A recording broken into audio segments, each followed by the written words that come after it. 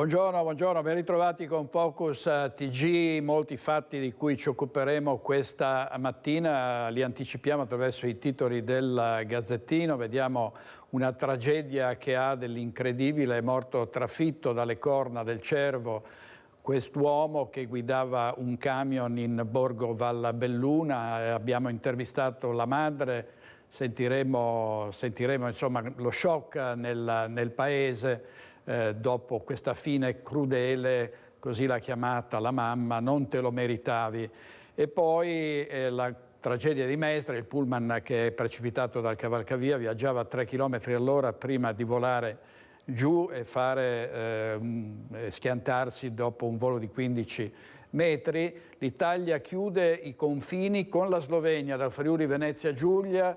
Fedriga, bisogna garantire la sicurezza dei cittadini e la notizia di cui tutti i giornali e le televisioni stanno parlando è la decisione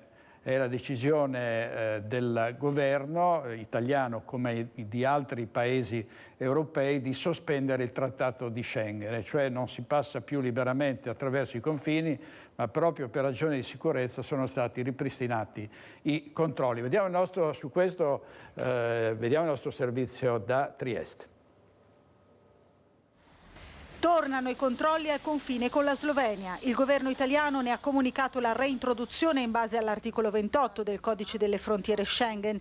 I controlli alla frontiera verranno ripristinati da sabato 21 ottobre e saranno in vigore per almeno 10 giorni, prorogabili. Ad annunciarlo è stato il ministro dell'Interno Matteo Piantedosi, che nell'informare il suo omologo sloveno Boštjan Poklukar ha parlato di prevenzione del terrorismo e della criminalità organizzata, della possibilità di un simile provvedimento previsto solo in casi particolari di pericolo tra i paesi Schengen. Si parla da tempo in relazione al crescente transito di migranti sulla rotta balcanica.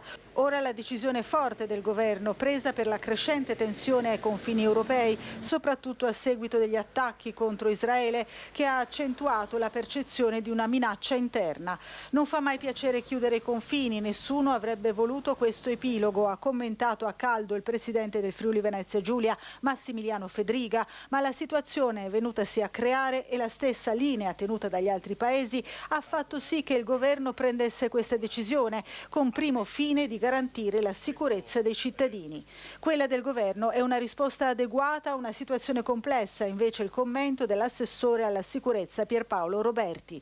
Nella nota di Palazzo Chigi si fa riferimento al quadro aggravato dalla costante pressione migratoria cui l'Italia è soggetta. Nella sola regione del Friuli Venezia Giulia dall'inizio dell'anno sono state individuate 16.000 persone entrate irregolarmente sul territorio nazionale. Uno scenario approfondito dal Comitato Antiterrorismo del Ministero dell'Interno, che ammette le misure di polizia alla frontiera italo-slovena non risultano al momento adeguate a garantire la sicurezza richiesta. E vedete il titolo del Corriere della Sera: stop a Schengen dall'Italia ai 10 paesi.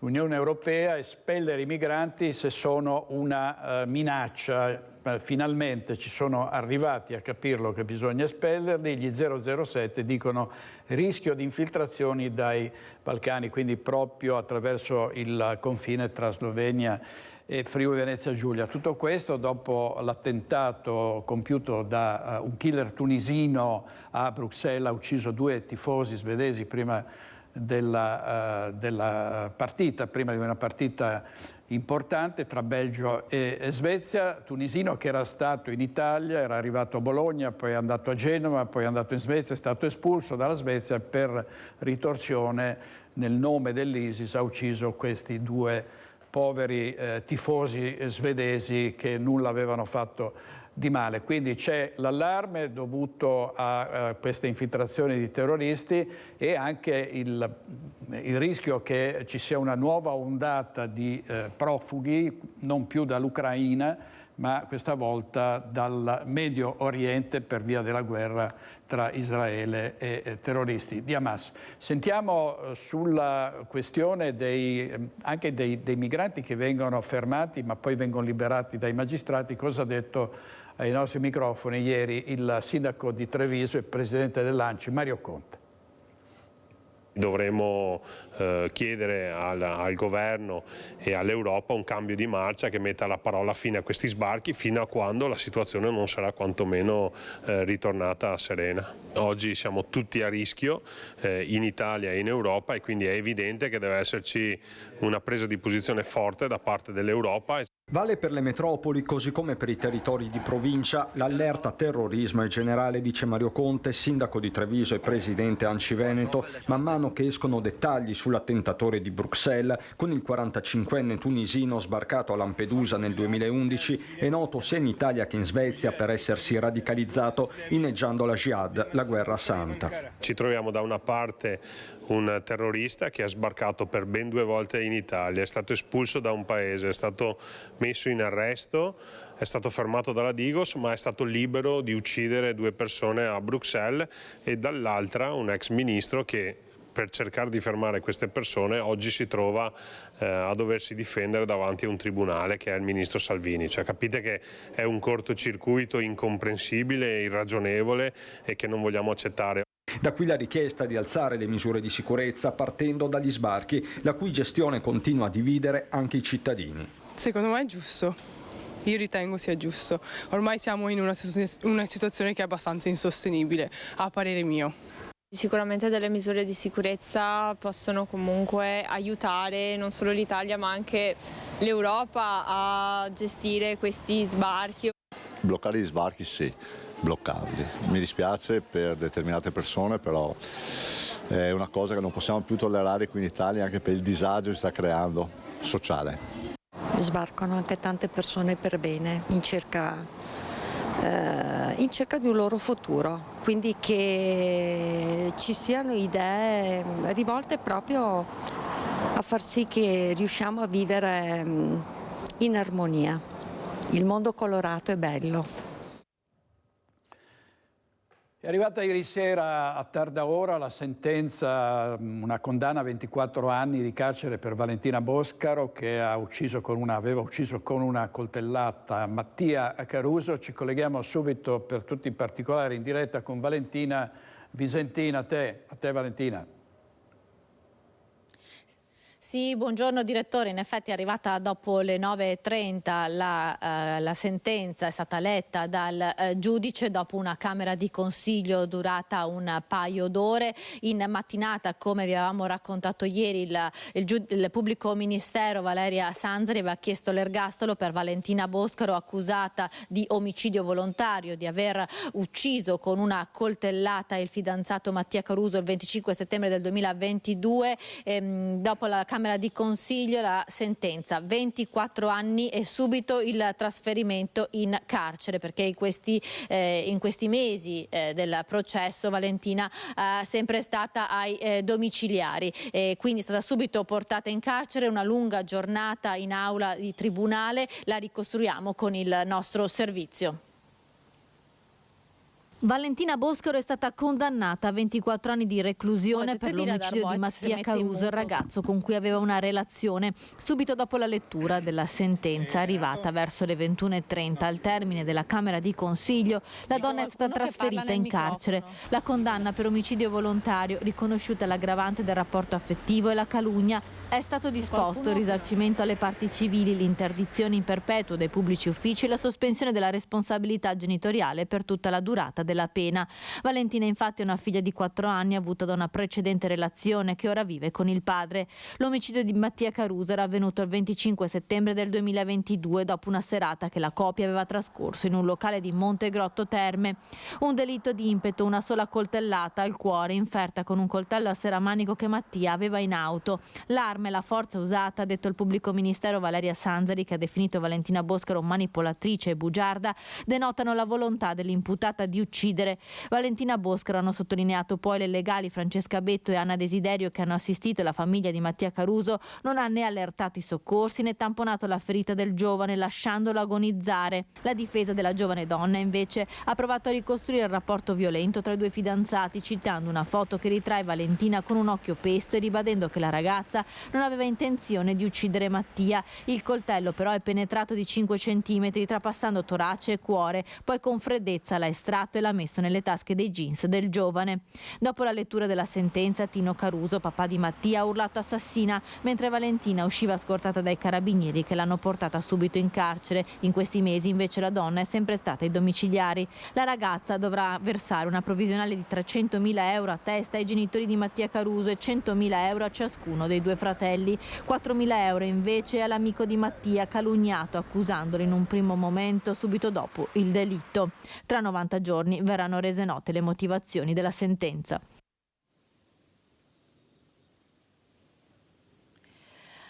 Avete sentito, oltre alla condanna a 24 anni, anche un cospicuo risarcimento alla famiglia Caruso, ma questo non riporterà indietro Mattia. Ce lo ha detto questa mattina la mamma Rosa, che abbiamo sentito, e vi salutiamo con le parole, con la lunga intervista che ci ha rilasciato questa mattina mamma Rosa, la mamma di Mattia Caruso, che ieri era presente in aula al momento della lettura della sentenza. Da Padova è tutto, restituisco la linea allo studio.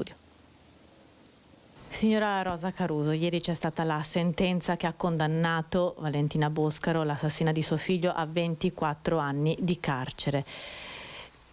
Come commenta questa sentenza, visto che il pubblico ministero ieri in aula aveva chiesto l'ergastolo? Noi siamo soddisfatti della sentenza che è stata data,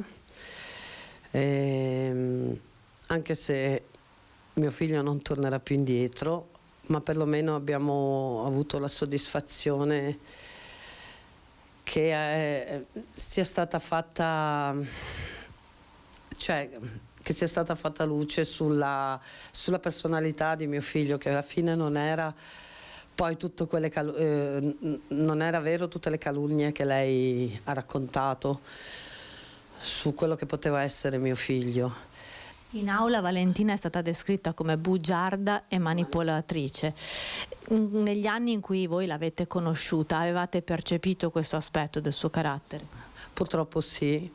Più volte abbiamo messo in guardia mio figlio, abbiamo chiesto di interrompere questa relazione perché era chiaro che non era una relazione buona, era una relazione che non poteva portare altro che guai o chissà che cosa, però purtroppo lui non sentiva nessuno, vedeva solo lei, era innamorato.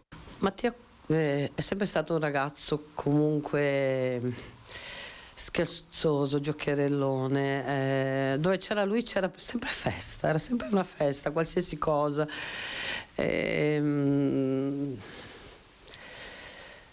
Un ragazzo che amava vivere la vita, e da quando era con Valentina ogni giorno peggiorava la cosa. Lui è cambiato caratterialmente, proprio era sempre nervoso, sempre arrabbiato. Solo quando aveva il contatto con lei, stavano insieme, sembrava felice, contento, ma durava talmente tanto poco. Ieri è riuscita a incrociare lo sguardo di Valentina durante il processo e dopo la sentenza. Che cosa ha percepito? Sì, diciamo che ci siamo incrociate 2 o 3 volte, soprattutto alla fine quando la stavano portando via i carabinieri. E penso che non ha un minimo di pentimento, non è pentita per niente. Era fredda, era addirittura sorridente, l'ho vista sorridere. La storia dell'aborto che tanto ci è discusso ieri in aula, voi ne eravate a conoscenza? No, noi non abbiamo mai sentito niente di tutto ciò, non sapevamo niente. Penso che sia una storia inventata anche questa. C'è una condanna, 24 anni, c'è un risarcimento, ma lei ha detto nessuno mi restituirà mio figlio. Com'è quest'anno e mezzo, quest'anno e qualche mese senza Mattia? Com'è?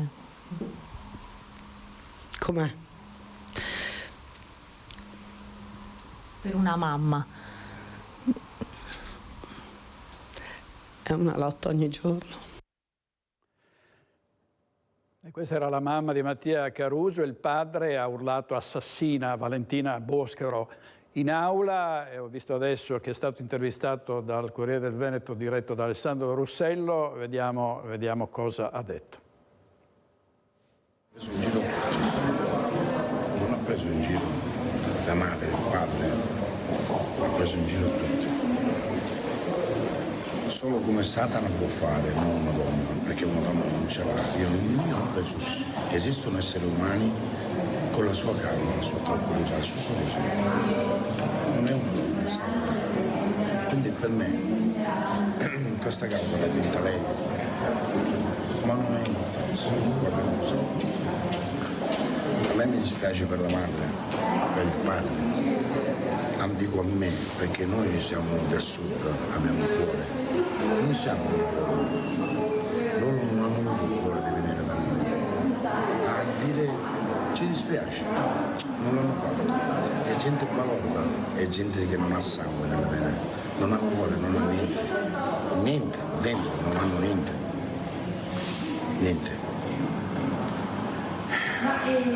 Non sono in collera, perché tanto mio figlio non le Voi devono fare una motivazione poi, non esageriamo. Nell'onda la giustizia è stata fatta. Sì, io lo so che nessuno ti riderà via, però. Allora, questa di nuovo era la madre, avete sentito il padre intervistato dal Corriere del Veneto. Un'altra tragedia che ha dell'incredibile, un uomo, un camionista che viaggiava nel Bellunese a bordo del suo mezzo, a un certo punto si è scontrato con un grosso cervo, l'animale ha sfondato il finestrino, è entrato nell'abitacolo e ha trafitto con le corna questo ragazzo. Andiamo subito in diretta da Christian Arboit. A te, Christian. Sì, buongiorno direttore, anche da parte di Nicoletta Rizzetto che sta curando la parte tecnica. Ci troviamo a Scandolare, in comune di Zerobranco, comunità scossa per la morte di Manuel Favaro, 35 anni. È la cronaca di ieri, è la cronaca di un incidente davvero incredibile sulla strada provinciale 1 tra Borgo Valbelluna, località Marziai di Lentiai e il territorio di Querovas. L'uomo stava guidando il suo camion quando, come hai detto giustamente te, è stato trafitto nel proprio abitacolo dalle corna di un cervo che probabilmente era stato sbalzato dopo lo scontro con un'auto che sopraggiungeva nel lato opposto. Una dinamica che ovviamente è al vaglio delle forze dell'ordine, della magistratura bellunese, ma di fatto una tragedia indicibile, una dinamica davvero eccezionale. C'è un dolore palpabile qui a Scandolara, dove l'uomo ha vissuto per anni. Qui ancora ci sono i genitori, ci sono gli affetti più cari. Da qualche tempo viveva a Salzano nel Veneziano, qui vicino, con la compagna e la figlioletta di poco meno di un anno. Una vita che è stata appunto stravolta nel peggiore dei modi. Lo conoscevano tutti Manuel, conoscevano il suo carattere estremamente solare, positivo, una persona buona, così lo ricordano tutti. Qui con me c'è Nicole Cazzaro, che è assessore comunale a Zerobranco e conosceva bene Manuel, più o meno alla stessa età. Poi ci troviamo in un paese piccolo, tutti si conoscono, è un paese sotto shock Scandolare. Sì, assolutamente sì. Come dicevi, appunto un paese piccolo dove ci si conosce, dove si partecipa anche a quelle che sono le attività organizzate qui in parrocchia. Manuel era un ragazzo davvero, mi ripeto, ma era così, era veramente solare e con un sorriso che conquistava tutti. Era un piacere parlare e incontrarlo. Una comunità effettivamente scioccata per questa morte improvvisa e assurda, ovviamente assurda. Io porto anche così un abbraccio e un cordoglio a tutta la famiglia, ai genitori, ai fratelli. alla compagna Tiziana e alla bambina, alla piccola Beatrice, insomma da parte di tutta l'amministrazione, che appunto ci stringiamo a questo immenso dolore. Ci sono poche parole per commentare una tragedia di questo tipo. Tra l'altro Manuel, anche se abitava da qualche tempo a Salzano, era rimasto in contatto con tutti i suoi amici, i suoi conoscenti, aveva aiutato a organizzare la festa della birra. Sì, so che aveva partecipato appunto all'organizzazione della festa della birra, che insomma da pochi anni in realtà si è insediata qui a Scandolare. Ovviamente è un'attrattiva che attira tantissimi giovani e Manuel era tra questi, insomma un ragazzo davvero così, era piacevole trascorrere del tempo con lui, sicuramente sì. E questo, grazie Nicola Cazzaro, assessore a Zero Branco e conoscente di Manuel Favaro, e questo è un ritratto che stanno facendo un po' tutti di Manuel, un ragazzo solare, straordinario, buono, ma anche un atleta. Vi lascio con le parole di Cristian Golfetto. Cristian Golfetto è titolare della piscina comunale di Quinto di Treviso, dove per anni si è allenato Manuel e dove ultimamente invece portava la figlioletta, perché voleva avviarla alla pratica sportiva, al nuoto, che era una sua grande passione, insieme al ciclismo. Con queste parole di Cristian Golfetto, direttore, con Nicoletta Rizzetto ti restituisco la linea da Scandolare. Cristian Golfetto, in rappresentanza della piscina comunale di Quinto di Treviso. Qui per tanti anni si è allenato Manuel. Chi era Manuel? Manuel è stato un nostro sportivo, ha frequentato gare, è stato un bravissimo ragazzo, molto solare, sempre disponibile, piaceva il gruppo, stava bene con tutti, veramente è una cosa che ci ha proprio colpito apprendere questa notizia. Era un atleta? Sì, sicuramente non era un professionista, però molto amante del nuoto, sapeva farsi valere nelle sue gare. È una passione che voleva trasferire alla figlioletta, perché l'accompagnava qui in piscina. Sicuramente spero che questa passione venga trasmessa anche alla sua figlia e che possa continuare anche in nome di Manuel. È stata una tragedia indicibile, siete tutti un po' scossi, immagino, anche per la dinamica. Sicuramente è stata una notizia veramente scioccante, soprattutto anche per come è successa. Non si saprebbe dare una spiegazione veramente perché o per cosa sia successo. Intanto questa sera voi osserverete un minuto di silenzio qui in piscina. Sì, in memoria di Manuel, il suo allenatore storico ha fatto questa richiesta e sicuramente la accogliamo più che volentieri, questo minuto di silenzio, più che doveroso. Quindi si fermerà tutta la piscina, non solo il gruppo di Manuel? Fermeremo tutta la piscina per un minuto dedicato proprio per Manuel. Anche un segno di sostegno e di abbraccio ideale alla famiglia? Sicuramente, tutto il sostegno, tutto il supporto e ci sentiamo scossi anche noi veramente. Una morte che ha dell'incredibile. Vediamo altri incidenti. In questo caso è un uomo che ha rubato un furgone e poi si è schiantato, ed è successo a Bassano del Grappa. In manette un 23enne. Da Bassano esce di strada furgone rubato in scaletta. Non è quello che vedo adesso sul monitor, e poi andremo anche a vedere un altro incidente sul terraglio. Vediamo il furgone che si è schiantato. Vediamo. Ruba un furgone ma si schianta dopo appena 1 chilometro. È successo la notte del 15 ottobre a Bassano del Grappa in viale Asiago. Nei guai è finito un 23enne marocchino residente in provincia di Pistoia, ma di fatto senza fissa dimora. La segnalazione al 112 è arrivata da un passante che ha visto il mezzo uscire di strada. Il giovane alla guida, rimasto ferito, ha rifiutato di farsi curare, così i carabinieri, dopo i rilievi, hanno deciso di portarlo in caserma per fare ulteriori accertamenti sul sinistro. I militari hanno appurato che il furgone era stato rubato poco prima da un'officina che ha sede a poche centinaia di metri dal punto dell'incidente.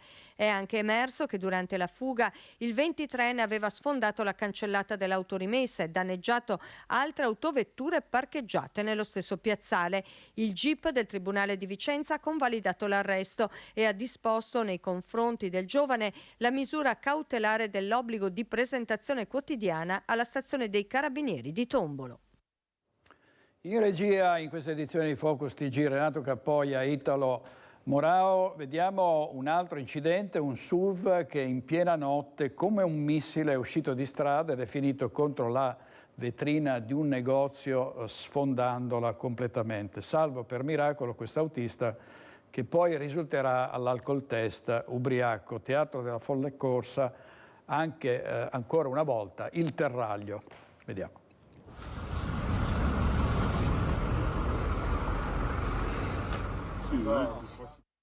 Sono le 4 del mattino passate, la macchina, questo SUV Mercedes, ha appena sfondato la vetrina dell'ottica Vedi Bene. È arrivata come un razzo dal Terraglio contro la vetrata dopo essere uscita di strada in rotonda, aver spaccato il marciapiede della aiuola e sfondato la cancellata del punto vendita. Un boato e il SUV travolge le centinaia di paia di occhiali all'interno, l'arredo, il monitor per fermare la sua corsa. Il conducente esce dall'auto, è illeso, è salvo per miracolo. Non hai idea di cosa c'era qui stamattina. Sono venuti qui dell'ANAS, della stradale, a buttarmi l'olio perché era tutto l'olio del motore. Per fortuna abbiamo ripreso un po' il pavimento. Il titolare, questo è il suo secondo punto vendita, è stato svegliato dai carabinieri da questa mattina all'alba e sul posto per la conta dei danni. Tutto l'arredo, gli occhiali rotti. Ha buttato giù il cartello della prima rotondina là. È volato sopra questa rotonda qua. Ha buttato giù il marciapiede là. Ha buttato giù la ringhiera e ha buttato giù tutta la vetrina, quindi a una velocità secondo me folle. Sta bene comunque il ragazzo? Sì, uomo, non ragazzo, adulto. È l'allarme del negozio ad arrivare direttamente ai carabinieri che subito con una pattuglia raggiungono il luogo e soccorrono l'automobilista che risulterà positivo all'alcol test. Nel sangue un tasso alcolemico il doppio del consentito. Quella vetrata antisfondamento, ora ridotta ad un groviglio di vetri e plastiche, gli ha salvato la vita. Mezzo metro più in là e il SUV a folle velocità avrebbe impattato contro il muro. Il Terraglio è stato teatro di tantissimi incidenti, ricorderete anche le due amiche l'anno scorso che furono investite e uccise da un uomo che guidava un SUV a folle velocità, e l'ultimo incidente è quello in cui Serena Gambarotto ha trovato la morte, è successo lo scorso 7 ottobre, la strada è statale e installare un autovelox come chiedono tanti cittadini in questo caso non è così facile. Vediamo. Viaggiando lungo il Terraglio in direzione Treviso, a terra sono ben visibili i fiori sul ciglio nel punto in cui Serena Gambarotto lo scorso 7 ottobre ha perso la vita, sbalzata per diversi metri dopo essere stata travolta da un furgoncino che poi si è dato alla fuga. Serena è solo l'ultima in ordine di tempo. Sul Terraglio, a causa della folle velocità di guida, le vittime sono state tante. Un anno fa la folle corsa di Ronny Levakovic è costata la vita a due amiche, Miriam Cappelletto e Mara Visentin. Erano di ritorno dal bingo. Nel 2019 Tituana Vagliante, investita mentre stava attraversando la strada. 2018 l'auto condotta da un 84enne ha investito e ucciso un insegnante, Anna Michelin. 3 comuni, Mogliano, Preganzola e Dosson di Casera, attraversati da una statale, un rettilineo dove spesso si spinge troppo sull'acceleratore e dove la visibilità non è delle migliori. Le amministrazioni si parlano, provincia, comune Treviso, Casera, Preganzola, ma insomma tutti i comuni si parlano per trovare e affrontare delle situazioni di miglioria o delle situazioni che possano rendere più sicura la strada stessa. In questo caso e in quella rotatoria credo che tutte le attenzioni e tutti i cartelli di velocità, sicurezze, divieto, contromano, insomma ci siano. Dopo dipende dall'ubriaco di turno se è capitato o capita. Per quanto riguarda la provincia ci sentiremo, comune di Caser comunque, Treviso stessa cosa per capire se si può fare qualcosa di più. I limiti sono segnalati, ma serve rispettarli. Chiosa, Cararetto, sindaco di Dosson di Casier. Il comune di Preganzioli intanto ha fatto richiesta per l'installazione di un'autovelox. Cararetto intende ora aumentare il dialogo con la provincia e la collaborazione con le forze dell'ordine per intensificare i controlli sulle strade. Miglioreremmo moltissimo quando apriremo questo benedetto Teraglio Est. Siamo tutti in attesa del Teraglio Est per la viabilità che ormai non siamo più in grado di contenere. Servizio di Anna De Roberto, adesso apriamo una finestra culturale su Vicenza perché non voglio che Carlo Alberto Inghilleri si prenda un'influenza, è lì che aspetta la diretta da Vicenza, e parliamo dell'ex tribunale. Si stanno raccogliendo delle firme per trasformarlo nella nuova biblioteca bertoliana. Sentiamo a te la linea, Carlo. Sì, buongiorno direttore, nessun pericolo di influenza perché per fortuna ha smesso di piovere, però siamo qui e l'atmosfera è calda decisamente. Vedete, dietro di noi c'è il gazebo dove il centrodestra con la Lega, Forza Italia e Fratelli d'Italia stanno raccogliendo firme per realizzare la nuova grande biblioteca bertoliana, dove nel palazzo dell'ex tribunale, che oggi è ridotto a un archivio di faldoni, di documenti del nuovo tribunale, quello di Borgo Berga. Ebbene, è un punto nero della città, si vuole rilanciare, rivitalizzare quel punto nero della città, ridargli luce, portarci gli studenti, realizzare una biblioteca all'avanguardia. È un grande progetto, è forse il più grande progetto che era stato lanciato dall'ex amministrazione di centrodestra, quella del sindaco Francesco Rucco, e che oggi però è stato stoppato dal centrosinistra. Sì, perché nel nuovo piano triennale i fondi che erano destinati alla nuova biblioteca sono stati stralciati, e qui è partita appunto questa raccolta firme. Vi presento, e qui con me il capogruppo della Lega in Consiglio Comunale Jacopo Maltauro, che ci spiega questa battaglia, tra l'altro sostenuta da tantissimi studenti, da tanti giovani vicentini. Assolutamente, la visione della Lega del centrodestra è chiara: dare a Vicenza, città capoluogo, uno spazio moderno, europeo, in grado di dare adito alla crescita universitaria in città, rilancio al commercio e ai negozianti del nostro territorio e slancio al tessuto immobiliare e culturale della nostra città. Lo facciamo con una grande biblioteca, la nuova biblioteca bertoliana all'ex Tribunale di Santa Corona. A questa visione del centrodestra, che la passata amministrazione ha inserito e ha in un qualche modo concretizzato con un piano triennale delle opere pubbliche di 8 milioni di euro e con un investimento iniziale in avanzo di 2 milioni e mezzo, l'attuale 10 milioni e mezzo totali che erano stati preventivati e che erano stati accumulati per questo progetto e quindi ereditati dall'attuale amministrazione di centrosinistra, il sindaco Possamai e la sua giunta cosa fanno? Tolgono ogni tipo di fondo, cancellano ogni tipo di risorsa per la nuova bertoliana all'ex tribunale. Questa è una sconfitta non solo per la destra o la sinistra, è una sconfitta per Vicenza e per il suo futuro, che se non dà a quel luogo un rilancio effettivo e concreto perde un'occasione storica. Ecco, a onor del vero bisogna dire che il sindaco non ha bocciato apertamente questo progetto della bertoliana, che è appoggiato un po' da tutti, sia a centrodestra che a centrosinistra. Poco fa abbiamo incontrato un ex rappresentante del Partito Democratico che ci ha detto sì, è un ottimo progetto, va sostenuto. Quindi insomma è un progetto che vede unita la città, è uno dei grandi progetti di Vicenza, insieme alla TAV, insieme alla riqualifica di Campomarzo e della stazione c'è questa grande biblioteca che si vuole costruire. Certo è che però in questo momento ci troviamo in una fase di stallo, da qui la raccolta di firme, tanti studenti, tanti cittadini che chiedono questa biblioteca. Assolutamente, allo stop e alla frenata di un sindaco giovane su un progetto per i giovani, come centrodestra, come colleghi di minoranza, noi non ci fermiamo. Abbiamo lanciato una raccolta firme aperta, ampia, dai 16 anni in su, per tutti gli studenti universitari anche che non risiedono a Vicenza ma che la vivono, che qui studiano. Una raccolta firme tesa a che cosa? a far ripartire dal basso un progetto che è nato dal basso, un progetto che è stato richiesto dai residenti di questa città, dal commercio e dal tessuto cittadino. È stato bloccato dall'alto, da questa amministrazione, e noi ripartiamo dal territorio, ripartiamo con raccolte firme, 5 gazebo che nel mese di ottobre ospiteranno in centro storico tanti cittadini, tanti attivisti, e con l'obiettivo di rimettere nelle mani del sindaco una città che ha una grande voce, quella del futuro, dell'avvenire e quindi della nuova Bertoliana. Bene, io ringrazio Jacopo Maltauro, capogruppo della Lega in Consiglio Comunale a Vicenza. Direi che se non ci sono domande da studio vi restituisco la linea.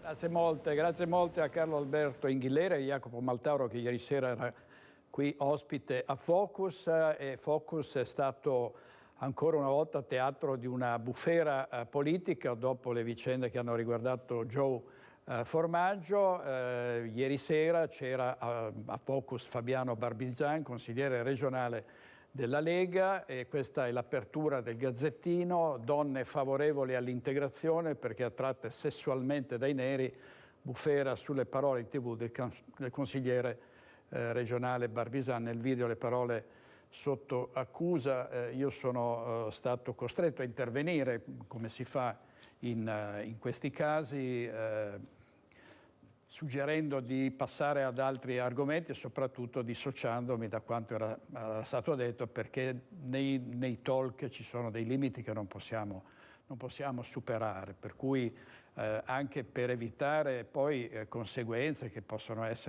riguardare anche provvedimenti dell'ordine dei giornalisti, noi abbiamo ovviamente detto che Barbizan doveva attribuirsi la responsabilità delle parole che sono uscite in diretta su Focus. Allora passiamo al bob, al no del governo al bob, alla pista di bob, del bob di Cortina, e vediamo il servizio della nostra redazione bellunese. Lo stop alla costruzione della pista da bob a Cortina avrà conseguenze sui cantieri già avviati, a partire da ciò che resta dopo la demolizione a Ronco dello storico budello dedicato al rosso volante Eugenio Monti.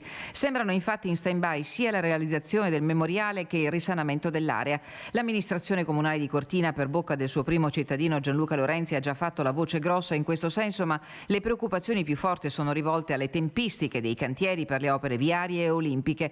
In tutto questo a Cortina c'è attesa per l'esito della richiesta perentoria del presidente Zaia di ridistribuire le discipline olimpiche dopo lo schiaffo governativo al bob, allo slittino e allo skeleton. Zaia all'ANSA ha dichiarato: non so dove verrà dislocato l'impianto per i giochi 2026, nessuna comunicazione è stata data ai soci fondatori, si leggono varie ipotesi. Certo che l'eventuale scelta di uscire dal territorio italiano dovrà essere una estrema ratio dovuta a solide motivazioni. Fonti governative ieri sera hanno fatto trapelare la notizia che la pista di Cesana a Torino sarebbe alternativa preferibile nel limite delle risorse disponibili. Domani a Cortina è atteso il ministro dello sport Abodi e certamente qualche certezza potrà arrivare dal rappresentante del governo Meloni. Stamattina sulla vicenda ha parlato il presidente della Camera di Commercio di Belluno Treviso, Mario Pozza. Bisogna ritrattare la distribuzione delle gare, non c'è alternativa. So che questo sarà molto difficile, perché in questi giorni ero via e ho avuto modo di incontrare anche altri lombardi e sono molto preoccupati, dicono ormai quello che è dato è dato. Io mi auguro di no. La Regione Veneto in pressing, l'auspicio di Zaia che venga chiarita sin da subito la praticabilità o l'eventuale impraticabilità dell'impianto di Cesana, rendendo di pubblico dominio cronoprogramma e costi, così da evitare di dare vita a ulteriori leggende metropolitane. Allora, tra poco ci collegheremo con Anna Maria Parisi a Venezia, perché c'è stata un'altra aggressione a un controllore su un vaporetto da parte di un uomo che era stato trovato sprovvisto di biglietto, che ha reagito violentemente. Non è la prima volta che capita. Però restiamo a Venezia in attesa di sentire Anna Maria Parisi, perché dopo anni finalmente sono arrivati i rimborsi di lettera E, e cioè per chi ha subito danni con l'acqua granda nel novembre del 2019. Molti esercizi commerciali sono stati già risarciti, mancano ancora tanti privati e tante altre imprese, e ieri il comunicato del sindaco Brugnaro. Sentiamo Alessandro Scarpa. Dopo 4 anni dall'alluvione del 2019, grazie all'ordinanza del Dipartimento della Protezione Civile di Roma e al commissario delegato per l'alluvione, che è il sindaco Brugnaro, arriveranno i fondi necessari per quanto riguarda i rimborsi e i risarcimenti del modello della lettera E. Arrivano 25.430.000 euro, i soldi richiesti dagli oltre 1.000 utenti tra famiglie, imprese ed enti che hanno subito danni con l'acqua granda del novembre 2019 e che non si sarebbero potuti risarcire col meccanismo commissariale. Questo si aggiunge già ai 34 milioni di euro dei risarcimenti delle famiglie, con massimo di 5.000 euro di richiesta. Questa è una bella notizia per quanto riguarda la città di Venezia e le sue isole. Il Comune sta predisponendo la piattaforma telematica dedicata ai danneggiati, che così potranno concludere la procedura. Da metà novembre ci sarà la procedura online sul sito del Comune di Venezia con tutte le disposizioni e gli aggiornamenti. Le liquidazioni potrebbero concludersi entro la prima metà del 2024. Con la gestione commissariale era andata bene. I cittadini che avevano presentato la domanda ricevettero i fondi nel giro di poco tempo. In questo caso però, per gli oltre 33 milioni chiesti per danni di entità maggiori, era stata seguita la procedura ordinaria che prevedeva la gestione della pratica da parte del Dipartimento della Protezione Civile e lo stanziamento da parte del Parlamento della somma da assegnare. Oltre a cittadini e imprese, enti e associazioni, ricadevano in questa gestione ordinaria anche qualche caso di cittadini di altri paesi con casa a Venezia, che hanno dovuto pagare i danni di tasca propria e poi inviare tutta la documentazione. Adesso restiamo a Venezia, vi dicevo, e andiamo nella zona del Ponte dell'Accademia con Anna Maria Parisi perché c'è stato un pestaggio di un controllore. Sentiamo i particolari. A te la linea, ti vedo con Jonathan Montanariello, a te Anna Maria. Eccoci direttore, ennesima aggressione a Venezia che è dovuto, come dicevi tu, proprio qui all'Accademia ieri sera intorno alle 18:20, dove per motivi ora al vaglio degli inquirenti la questura è intervenuta subito prontamente sul posto. Un balordo sembra essersi trattato di una persona con problemi di natura psichiatrica. Prima se l'è presa con i passanti, con la gente che scendeva dall'imbarcadero, dai vaporetti, e poi se l'è presa con 2 controllori della CTV che sono intervenuti a difesa della gente presente. Testimone del fatto proprio Jonathan Montanariello. Buongiorno. Buongiorno. Consigliere regionale del PD, nonché già come dire, collega dei controllori a CTV, visto che lei è stato anche sindacalista proprio della CTV ed era anche capitano, forse? Sì, sono un collega ed esprimo la mia piena solidarietà come collega e come vicepresidente della Commissione Trasporti e Infrastrutture. La situazione di ieri ha portato a questo. Ecco. Guardate, c'era sangue, non poco. Questi sono i segni su uno dei 4 verificatori aggrediti, è stato morso, quindi anche con tutte le conseguenze igieniche e di malattie che potrebbe comportare. Come vedete bene, un morso molto profondo, c'era molto sangue che girava e sostanzialmente questa persona ha cominciato, come dicevi, prima ad inveire contro i passeggeri. Quando i verificatori dal pontile a fianco hanno sentito le urla, si sono recati lì e lui ha cominciato a inveire contro i verificatori. All'arrivo di un primo vaporetto è nata una vera e propria rissa molto violenta con il marinaio del vaporetto. Dopo il vaporetto è riuscito, grazie all'aiuto dei verificatori, a continuare la sua corsa e a mettere in salvo la gente che c'era a bordo, e lui ha cominciato questa colluttazione fisica molto importante con questi 4 verificatori, di cui anche 2 donne presenti che hanno avuto colluttazione e contatto fisico con questa persona, comportando una situazione, come avete visto, di prim'ordine sotto l'aspetto della preoccupazione. queste vicende ci fanno capire di come bisogna fare un ragionamento più a carattere generale sulla sicurezza e di come gli addetti al trasporto pubblico locale siano veri e propri bersagli di persone instabili, sono il front line di quello che è un servizio che viene erogato. Oggi, ironia della sorte, arriva in aula un progetto di legge della vicepresidente De Berti che prevede che questo tipo di mansione, ovvero quella dei verificatori, dei controllori, viene parcellizzata, quindi può essere fatta da altre aziende. Capite bene che la parcellizzazione del mondo del lavoro comporta, quando si tratta di aziende in realtà più piccole, meno leve sindacali nella contrattualità dei diritti, meno tutele. No, se adesso questa persona dovesse avere dei problemi, la VM è un'azienda che riesce a collocarlo e garantirgli comunque un percorso di carriera, un'azienda piccola probabilmente lo lascerebbe a casa. Ecco perché, sì, scusi se la interrompo Montanariello, lei arriva proprio per questa nostra diretta dal Consiglio regionale, era in seduta, ha detto arrivo subito anche per portare la sua testimonianza. Ha presentato un'interrogazione in tal senso lei? No, non ho presentato un'interrogazione perché risulta strumentale farlo, non vogliamo politicizzare queste tragedie. Risulta evidente che il fatto che oggi in aula sia approdato dopo poche ore in discussione un progetto di legge che dice che queste figure possono diventare oggetto di parcellizzazione del mondo del lavoro ci fa capire chiaramente che queste sono figure che hanno bisogno della massima tutela, non di una parcellizzazione che porta di conseguenze meno diritti e meno tutele a questi operatori. E quindi come opposizione cosa farete? Ma io come opposizione mi opporrò fortemente a questo, mi opporrò fortemente a tutte le modifiche che andranno contro i cittadini, contro l'utenza e contro i dipendenti e chiederò, anche se non dovessero ritirare questo progetto di legge, il coinvolgimento dei lavoratori e dei sindacati e proporrò che vengano scioperando in massa sotto il Consiglio regionale quando la vicepresidente De Berti porterà avanti questo primo passo che è già una delegare ad altre aziende da parte delle aziende detentrici di questo servizio questo tipo di mansione. Quindi lancio un appello, stiamo uniti e quando si discuterà questo progetto di legge,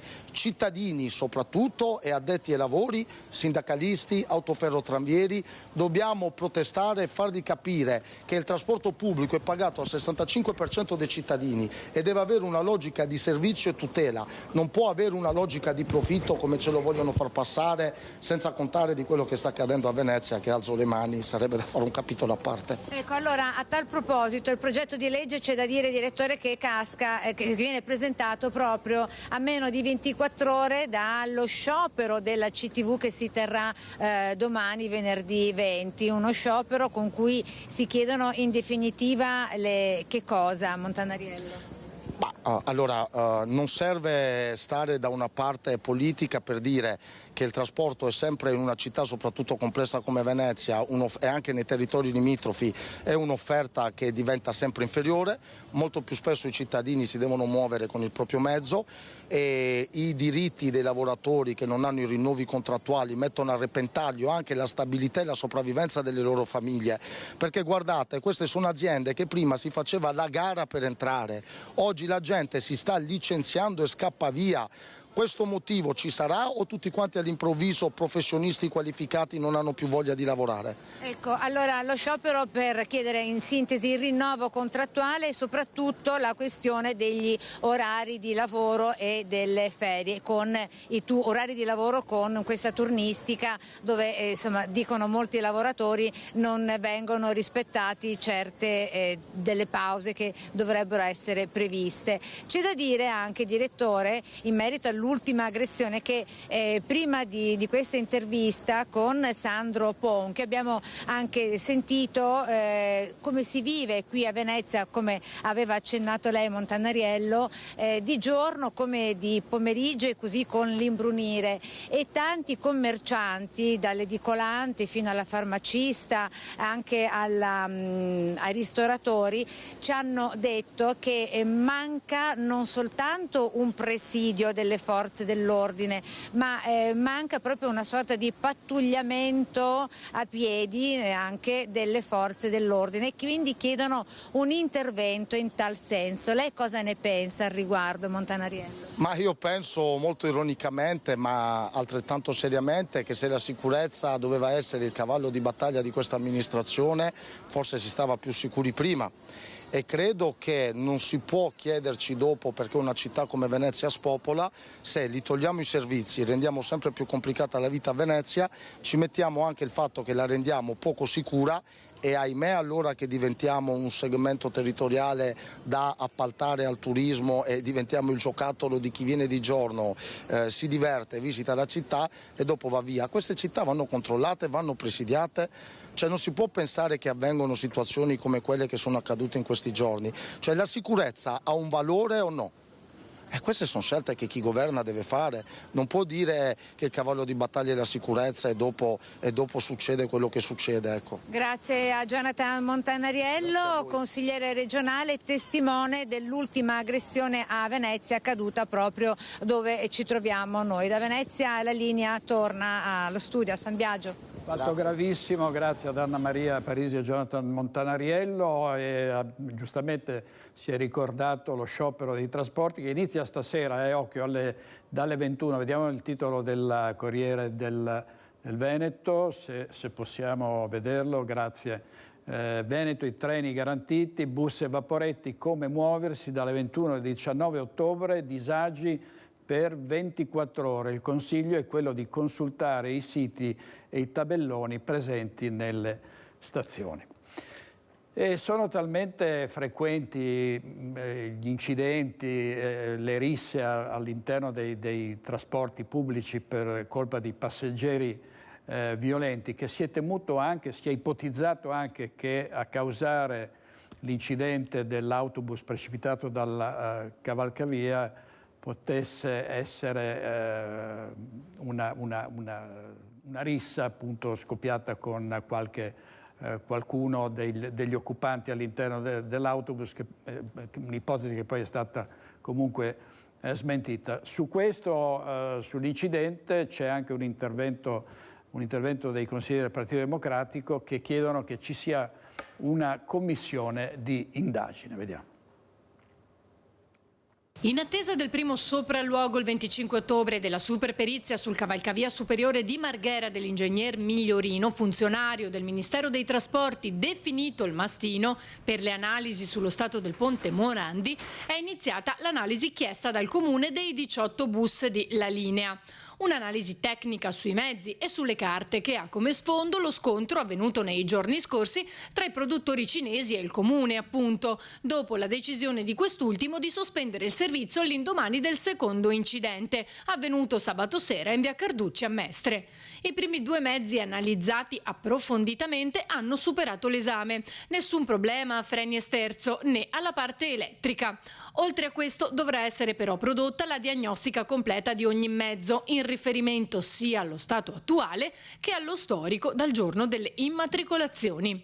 Intanto i consiglieri comunali del Partito Democratico chiedono la costituzione di una commissione straordinaria d'indagine. Chiediamo la costituzione nel più breve tempo possibile di una commissione straordinaria di indagine che faccia luce nella situazione della viabilità della città di Venezia, sia per quanto riguarda le strade, ma anche i viadotti, i ponti e tutte le nostre infrastrutture. È evidente che c'è la necessità di una trasparenza, di una verifica di quelle che sono le situazioni all'interno del tutto territorio comunale. Oltre a questo riteniamo essenziale che si faccia anche luce sui mezzi di trasporto utilizzati dal trasporto pubblico locale, sia quelli direttamente di gestione di AVM, ma anche quelli dati in appalto che hanno coinvolto i due incidenti, quello tragico e quello più recente nella città di Mestre. Auspichiamo che la commissione venga approvata da tutto il Consiglio Comunale, perché dopo la tragedia avvenuta a Mestre riteniamo che sia doveroso e necessario effettuare un'operazione di trasparenza nell'interesse di tutta la collettività e di tutti i cittadini. È stato confermato ufficialmente dall'ACI che la Valsugana è una delle strade più pericolose d'Italia. Sentiamo Vanessa Banzato. È considerata dal bollettino ACI una delle strade più pericolose con più incidenti stradali a livello nazionale. Stiamo parlando dell'SS 47 Valsugana che dal Trentino arriva sino a Padova, passando per il Bassanese. Punto nero, Rosà, dove si crea un vero e proprio imbuto e giusto il tratto rosatese della Valsugana ha il primato dei sinistri anche con esito mortale. Un amaro primato che non possiamo non condividere perché naturalmente i dati ce li abbiamo che sul territorio comunale, le strade comunali non abbiamo incendiarietà, abbiamo lavorato molto e impegnato molto per la sicurezza stradale, la sicurezza dei pedoni, il problema è la statale che abbiamo un contratto, un accordo fatto con Regione e RFI che riguarda praticamente la sicurezza, il bypassare il centro di Rosà. Abbiamo 25.000 veicoli giornalieri di cui un terzo fatto da autorticolati, per cui è un problema serio, un problema che assieme alla Regione stiamo affrontando ma che però da anni stiamo veramente lavorando per premere e risolvere questo problema. Del resto noi a breve avremo un intervento qui nel centro di mettere dei parapetti a sicurezza dei pedoni, ma il problema del statale che non è competenza del comune rimane. Di questo problema si parla da decenni, negli ultimi tempi la situazione è decisamente peggiorata. È un problema annoso, è un problema che si è intensificato soprattutto con la rotatoria che hanno fatto all'ingresso della Complanare, che abbiamo più volte evidenziato in Regione, RFI, abbiamo evidenziato a tutti gli enti, anche la provincia, perché le Complanari sono di competenza della provincia, per cui tutti gli enti sono al corrente. Adesso aspettiamo delle risposte, noi ci siamo, abbiamo messo in campo anche degli interventi con finanze proprie pur di dare una mano a risolvere questo problema. Ancora cronaca refurtiva ritrovata lungo la ciclovia Ostiglia da parte degli agenti del campo Sampierese. Vediamo.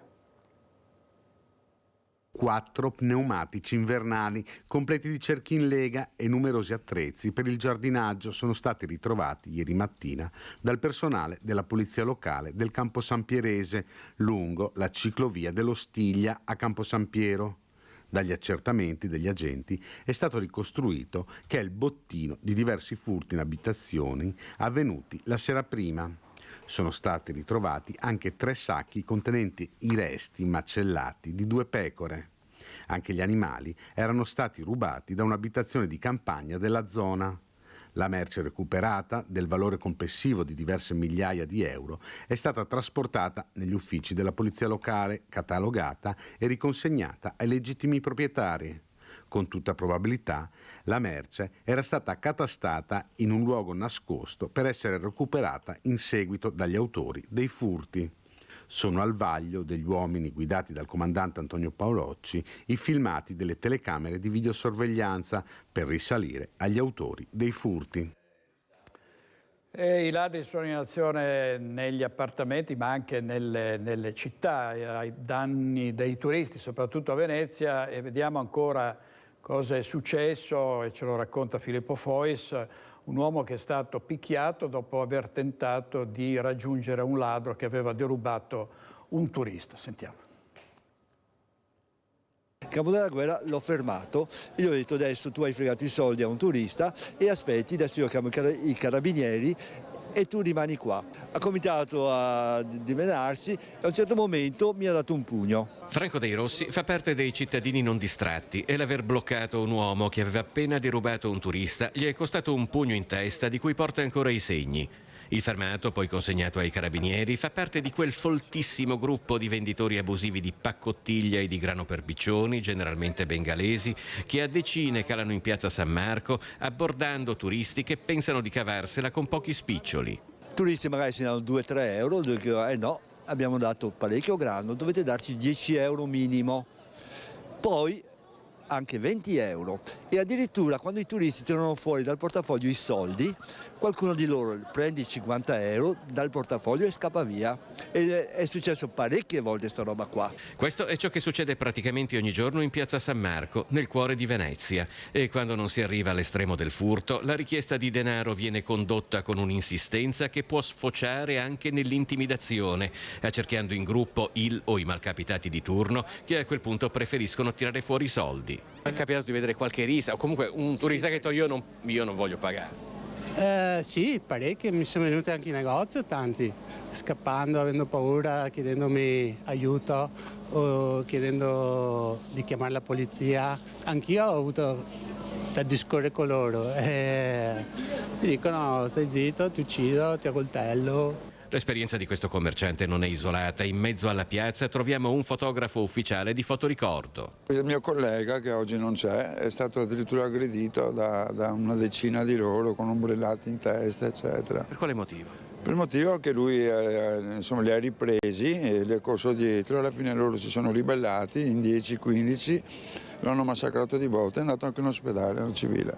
Quando è successo? È successo 2 anni fa. Per un motivo o per l'altro, le aggressioni a Venezia, anche nel cuore di Venezia, si tratti di Rialto o San Marco, sono sempre più frequenti. Si tratti di stranieri o di italiani, di malviventi o di persone in stato di alterazione alcolica, oppure ancora baby gang. Lorenzo Greco è un altro volontario dei cittadini non distratti. Un mio amico è stato oggetto appunto di un'aggressione da parte di 4 ragazzi, erano con delle bottiglie e ha preso delle bottigliate il mio amico, per fortuna è abbastanza anche ben messo fisicamente, è riuscito a svincolarsi e scappare, era insieme con la ragazza, la sua fidanzata.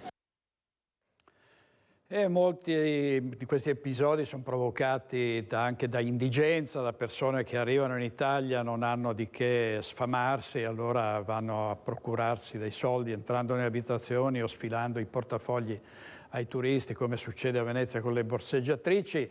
C'è un caso di indigenti che non ricorrono ai furti. Vedete Padova costretti a vivere in auto con 2 bimbi piccoli, scrive il Mattino di Padova, che li ha anche intervistati. Sentiamo cosa hanno detto. Padovana, Nader e Asma. Lui lavora, hanno 2 bambini meravigliosi e da 3 settimane dormono in macchina e qualche volta in albergo. Signor Nader, sì. Ecco, come mai vi siete trovati a dormire in macchina? Lei ha un lavoro? Sì, contratto indeterminato, lungo tempo, non è scaduto. E sempre io ho girato tutta l'agenzia, lascia tu un numero, ti chiamo. Adesso difficile per trovare. Io sono stanco, molto stanco. Allora sempre gira, tutta la giornata 20 euro gasolio, 30 euro gasolio. Ho girato tutto, Moncelli, Cittadella, provincia di Padova. Ecco, ma che cosa le rispondono le agenzie? Lei questa mattina ha avuto un colloquio, era disponibile anche a dare una caparra. Che cosa le rispondono le agenzie? L'agenzia la casa ha affittato un'altra persona. Il proprietario non vuole stranieri. Io ci posta paga, c'è contratto indeterminato. C'è tutto. Ecco, signora Asma, lei ha 2 bambini, sono 2 bambini splendidi, uno va all'asilo, per questo non c'è oggi. Come vivono i suoi bambini? Sta bene, mia figlia è un asilo privato e mia figlia è un asilo privato e vestiti bene, mangiare bene. No. Ecco, però dormono in macchina con voi. Sì.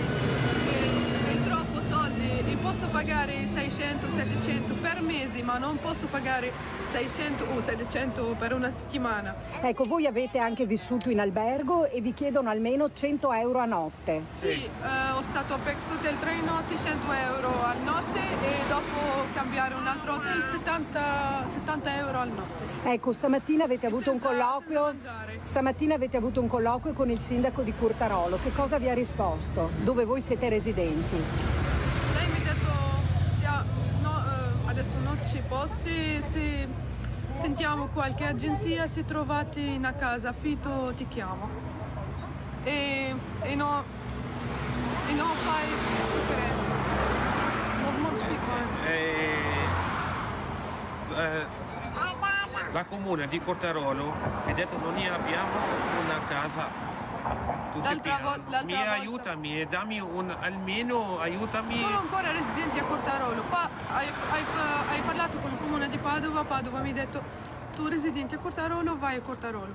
L'altra volta l'assistenza sociale mi ha detto noi non abbiamo agenzia immobiliare. Sì, ma io quando io sto bene non vengo qui. Certo, ma perché voi non avete più l'alloggio di prima? Perché avete il CUD più alto? Sì, prima abbiamo cooperativa sociale. Sì.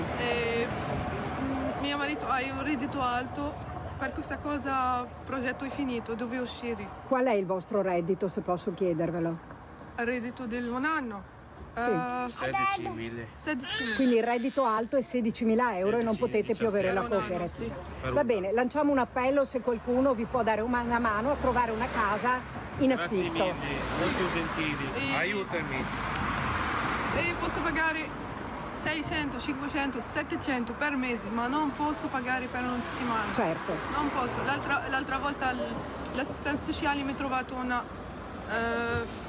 hotel a Limina, 70 euro per notte, ma mio marito non prendi 2.000. Certo, in 10 giorni sono 700 un euro. mese 2.100 euro. È troppo, non troppo. posso pagare 1.500, 1.600. Certo. L'altra volta ho trovato... Io pago tasse, 330, 300 euro tasse. Non posso pagare 2.100 euro per un mese. L'altra volta Ci bambini, ci pampers, ci latte, polvere, ci yogurt, ci medicina. Allora, aiutami, c'è tutto. Allora, l'altra volta ho trovato allora una casa. Allora vado a vendere una rene. L'altra volta ho trovato una casa, affitto a Monselici. Ho chiamato l'agenzia mi ha detto sì, disponibile. Dove sei tu? Tunisino. L'agenzia ha già cancellato il telefono direttamente.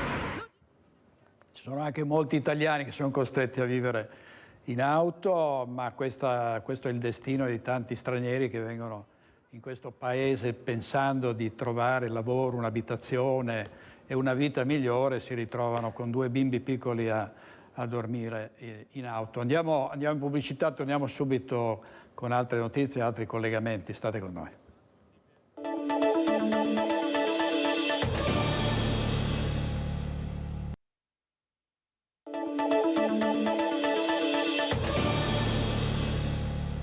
Nuovo in diretta con Focus TG, il servizio che abbiamo dato prima della pubblicità era Del Mattino di Padova. C'è stato un incendio ieri sera in un capannone di Vedelago dove all'interno c'erano attrezzature edili e un camion lievemente intossicato, vediamo le immagini, lievemente intossicato un uomo che è stato trasportato all'ospedale. Sul posto le squadre dei vigili del fuoco di Castelfranco con il supporto dell'autobotte di Treviso. Indagini in corso per chiarire le cause del rogo.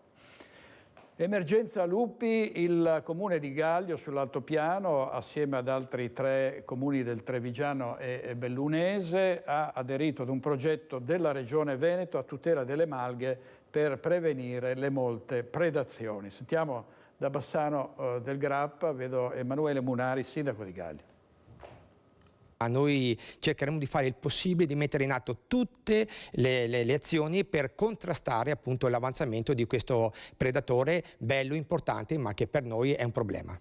Tutto il possibile per fermare l'avanzamento del lupo, e questa la promessa del sindaco di Gaglio che punta alla prevenzione aderendo al progetto regionale Melken, un piano per tutelare il patrimonio delle malghe dalla predazione del lupo ormai all'ordine del giorno. Gaglio ha aderito, è stato beneficiario del progetto Melken, l'unico in provincia di Vicenza, insieme con Chiesa dal Pago, Livinellongo e Alano di Piave, e questi 4 comuni beneficiarono di circa 22.000 euro per la prevenzione rivolta ai malghesi che caricano le nostre malghe. Bovini, asini, animali domestici, non solo una lunga scia di sangue, ma anche una grande perdita economica per tutto l'indotto. 22.000 euro, una somma importante da destinare a tutti quegli extra costi per impiantare le reti, spiantarle, spostarle, pagare la sorveglianza, e quindi un supporto importante, una vicinanza importante, un segnale importante per i nostri allevatori e i nostri malghesi. Un ritorno del lupo che ha rotto equilibri ormai consolidati da lunghe tradizioni.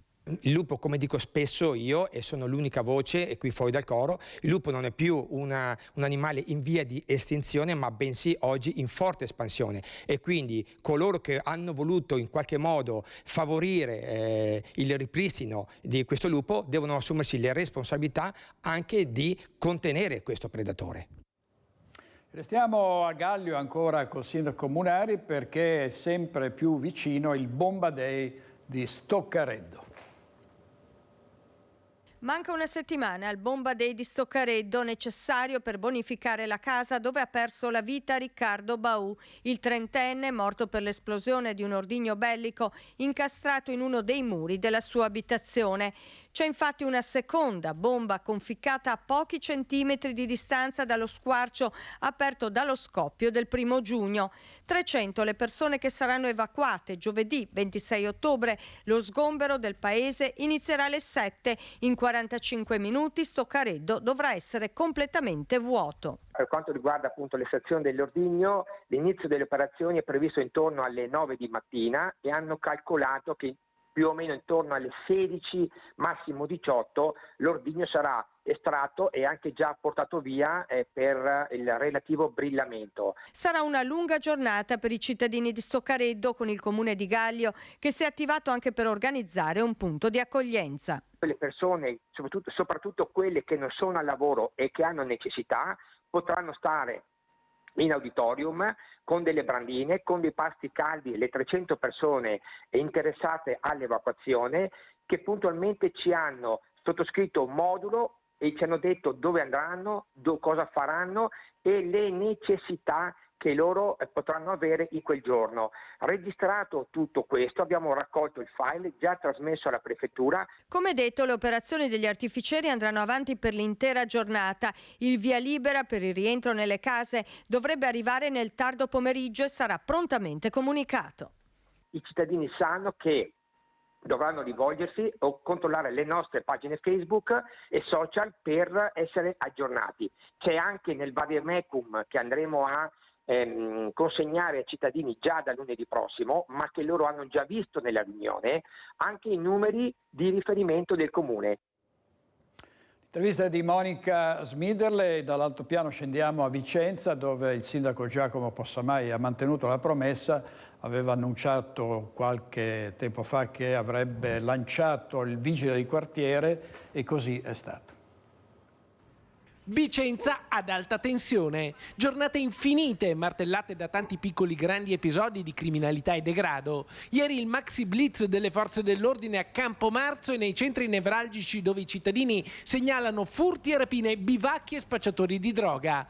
Oggi la prima risposta del sindaco Giacomo Possamai. Dal comando della polizia locale viene annunciato il via ai pattugliamenti dei vigili di quartiere. Dal 1° novembre inizia l'attività dei vigili di quartiere a Vicenza. Abbiamo deciso di anticipare rispetto a quello che avevamo previsto, cioè alla primavera prossima, l'introduzione del vigile di quartiere per le tante sollecitazioni avute dai commercianti e dai cittadini sul tema della sicurezza. Il compito dei vigili di quartiere o di prossimità sarà quello innanzitutto di avere un'interrelazione molto vicina con il cittadino, di segnalare eventuali criticità all'interno del quartiere, frequentare i luoghi di maggiore aggregazione urbana, parchi, nelle vicinanze di supermercati, comunque ove ci sia il maggior afflusso di persone, questo per garantire maggiore sicurezza ai cittadini di Vicenza. Saranno 30 gli agenti impiegati sulla sicurezza stradale, di cui 15 entreranno nelle turnazioni delle pattuglie dedicate al nuovo servizio. Saranno distinguibili perché le auto verranno contrassegnate da questo logo. Dal lunedì al sabato una pattuglia al mattino e una al pomeriggio saranno dedicate alternativamente nei vari quartieri di Vicenza. Per poter anticipare questa attività, quindi per poterla fare con questo organico ridotto, abbiamo riorganizzato le attività della polizia locale in due modi. Da un lato mettendo il più possibile il personale della polizia locale, gli agenti in strada, quindi nei quartieri, e dall'altro rimodulando i turni e quindi al momento sospendendo il terzo turno, come era previsto già nell'accordo che poi fu bocciato da parte degli agenti a primavera previsto dalla precedente amministrazione, dal 1° novembre al 30 aprile. Dunque, in corrispondenza con il via al servizio dei vigili di quartiere, verrà in cambio sospeso il prolungamento del turno degli agenti di polizia locale il venerdì e il sabato fino alle 3 di notte. In altre parole, si implementano i controlli di giorno per toglierli la notte dei weekend. Durante l'inverno, in effetti, le giornate sono più corte e la sera c'è meno vitalità sulle strade e nelle piazze. Ma con la prossima primavera, considerato anche che arriveranno 6 nuovi agenti, quando ricominceranno ad allungarsi le ore di luce con il ritorno della Movida, riprenderà il pattugliamento della polizia locale nei fine settimana fino alle 3 di notte, come chiesto dai cittadini e dai commercianti? È chiaro che se il nuovo potenziamento dell'organico, quindi se i numeri della polizia locale ci dovessero consentire un ragionamento insieme alle sigle sindacali sulla reintroduzione del terzo turno e se dovessimo verificare che è effettivamente utile, non c'è un veto da questo punto di vista, ma nei prossimi mesi per l'organizzazione dei vigili di quartiere questa è la modalità più efficace. E proprio sulla sospensione del prolungamento dei turni durante il weekend è intervenuto l'ex sindaco di Vicenza Francesco Rucco. Sentiamo. Sui NOS e l'antidegrado noi guardiamo i fatti, una escalation di fatti gravissimi in tema di droga, in tema di risse, in tema di rapine ai danni dei nostri concittadini dimostra che questo servizio è stato in parte accantonato. Francesco Rucco non perde tempo e manda subito un messaggio alla giunta di centrosinistra. L'escalation di reati dell'ultimo periodo a Vicenza dimostra che non si fa abbastanza per la sicurezza urbana. Il turno fino alle 3 di notte nei weekend per gli agenti della polizia locale verrà sospeso dal 1° di novembre, ma per l'ex sindaco di centrodestra è importante che venga ripristinato in primavera. Possamai annuncia la sospensione del terzo turno allungato, cioè quello del venerdì e sabato fino alle 3 del mattino.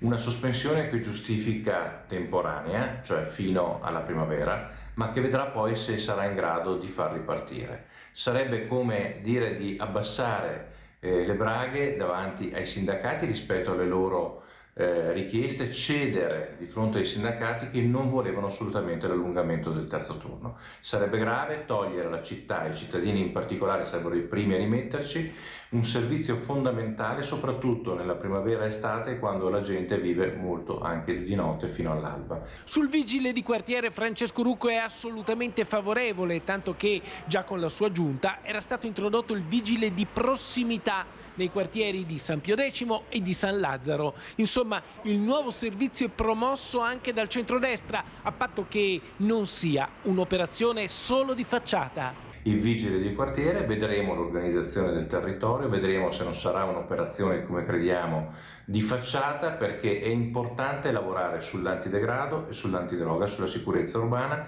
non soltanto, come sta facendo Possamai, sul codice della strada e quindi sulle sanzioni amministrative. La sera di lunedì prossimo in Consiglio Comunale si discuterà di sicurezza. Il centrodestra è pronto a portare nuove proposte. Nel prossimo Consiglio Comunale che faremo lunedì, di cui abbiamo chiesto la convocazione, che Possamai e la sua maggioranza volevano porre alla fine del Consiglio Comunale in dibattito come 9° oggetto su 9 oggetti presentati, quindi dimostra anche come affronta il tema della sicurezza relegandolo all'ultimo posto. Noi faremo delle proposte concrete che verranno riassunte all'interno di un ordine del giorno.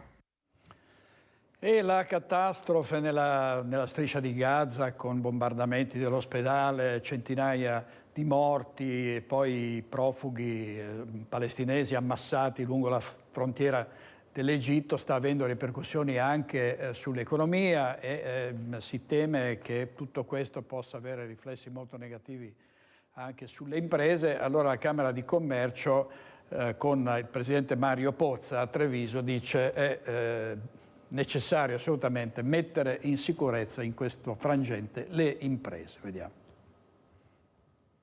La corrente elettrica sta di nuovo aumentando, vediamo cosa sta succedendo in giro per il mondo e quindi bisogna ovviamente accelerare il processo di autonomia del sistema paese. Di fronte a scenari sempre più complessi, a fare la differenza è la capacità di reazione, soprattutto nel mondo dell'impresa, chiamato a continui investimenti. Da qui i nuovi bandi della Camera di Commercio. Complessivamente sono 800.000 euro per quanto riguarda la transizione energetica e digitale, che dureranno fra l'altro nei prossimi 3 anni, quindi è un'opportunità che continua.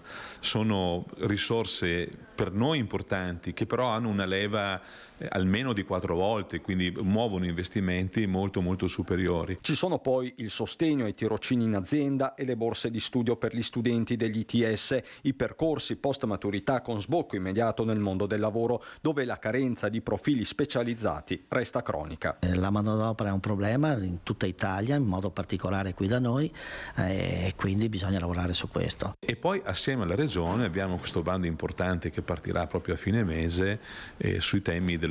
Sono 2 milioni e mezzo di euro che mettono le Camere e 7 dei residui che metterà la Regione. Per il resto si guarda all'attuazione del PNRR e alla nuova legge di bilancio. Per Pozza priorità l'aumento dei salari e quindi dei consumi. A prevalere è una buona dose di realismo. Bisogna fare i conti con la coperta è corta e purtroppo noi vorremmo tutti di più, però questa è la realtà, bisogna essere realisti e quindi non possiamo certamente spendere e espandere.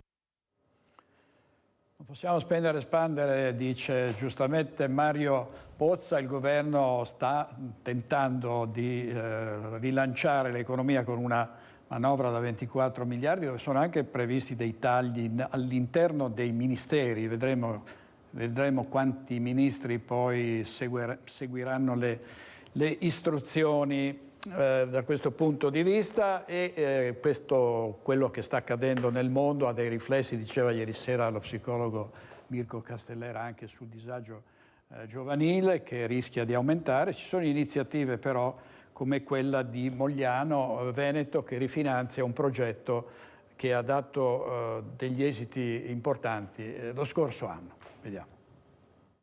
Questo progetto ci ha permesso di intercettare tutta una serie di situazioni e di fragilità che oggi portano a queste novità. Allo sportello di ascolto per i ragazzi attivato con il progetto Mediazione del Comune di Mogliano Veneto si sono rivolti nel 2022 44 studenti dell'Istituto Minerbi, 40 del Mandela. In tutto sono stati attivati 114 colloqui. Parafrasando, ogni settimana almeno 2 studenti venivano ascoltati. Un progetto che riparte rifinanziato con 40.000 euro anche per il 2023. C'è stato sicuramente un aumento della visibilità di situazioni di fragilità, di difficoltà nell'affrontare le difficoltà, scusi il gioco di parole, e quindi di disorientamento. Questa mattina la collaborazione tra istituti scolastici, comune e cooperativa La S è stata formalizzata con un protocollo d'intesa.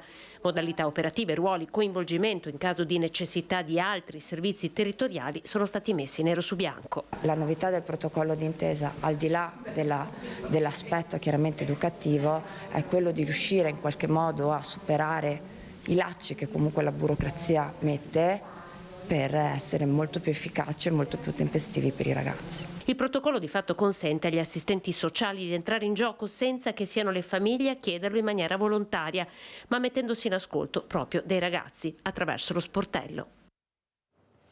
Ci rivediamo dopo 2 minuti di pubblicità. Grazie, state con noi.